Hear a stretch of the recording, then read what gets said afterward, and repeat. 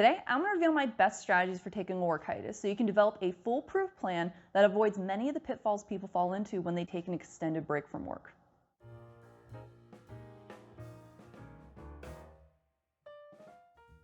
Hi, and welcome back to another segment of Triple T, where I reveal my top tips and tricks to help you excel at work and reach your highest potential. I'm Allie, and today I'm going to share my top strategies for going on a work hiatus. I thought this would be a good video to talk about because with the great resignation going on, it seems that everyone is choosing to take some time away to rethink their lives and take a much needed break. And funny enough, that's actually what I've been doing, and I'm going to be honest, it's been a life-changing experience for me. This is the first time in a long time that I've been able to step back and prioritize myself.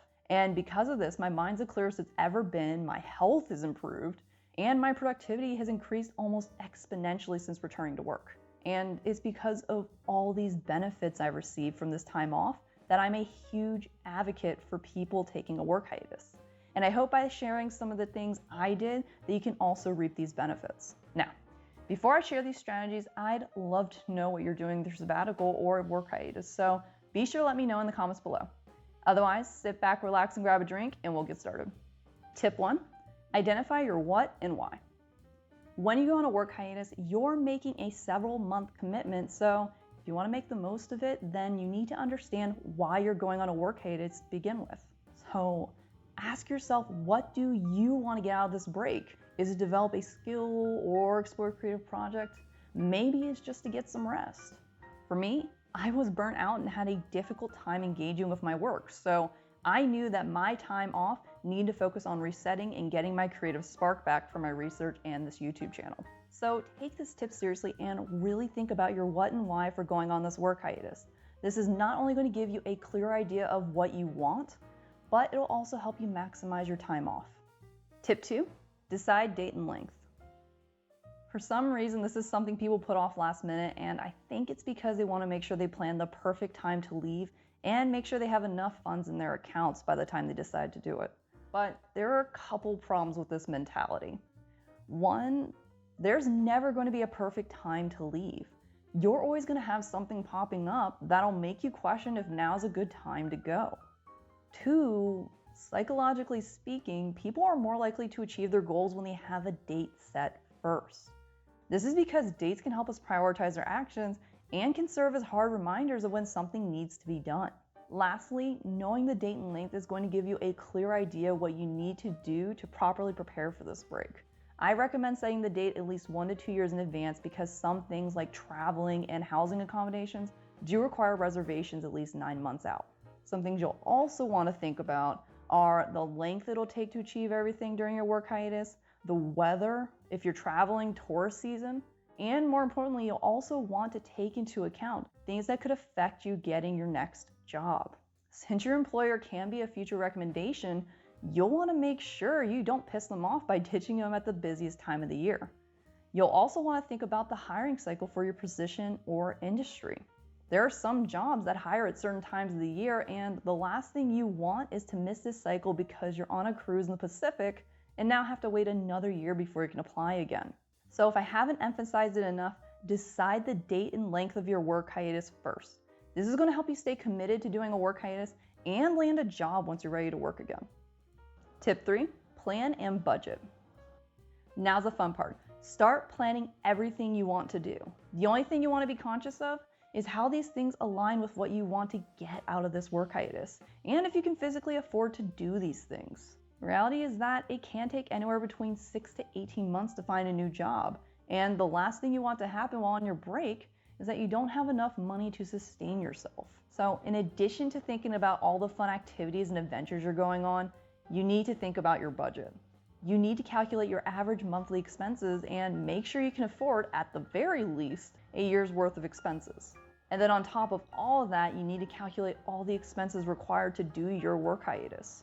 The one that tends to get people the most is traveling. There are a lot of hidden expenses that people tend to miss. For example, you have to consider the cost of your visa, cellular provider fees, travel insurance, currency exchange fees. I mean, there's so many things you have to think about, and it can easily add up to thousands of dollars if you're not careful. So make sure you do your research and plan for everything. Tip 4, incorporate a master's project.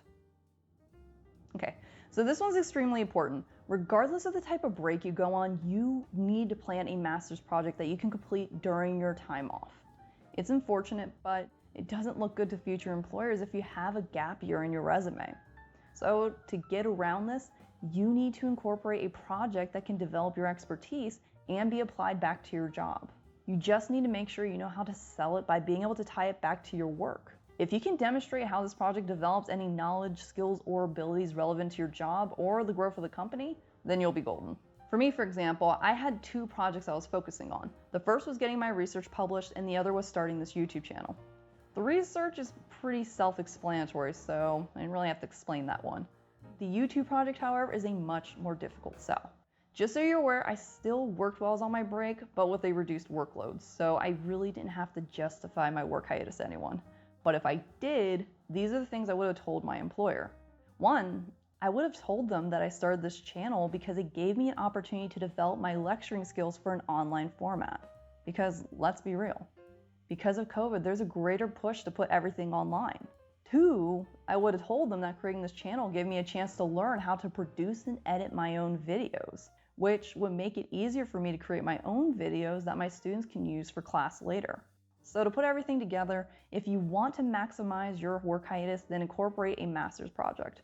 It's a great way to develop yourself in a creative way, and when explained from a growth standpoint, employers are going to be a lot more receptive to your reasons for going on a work hiatus.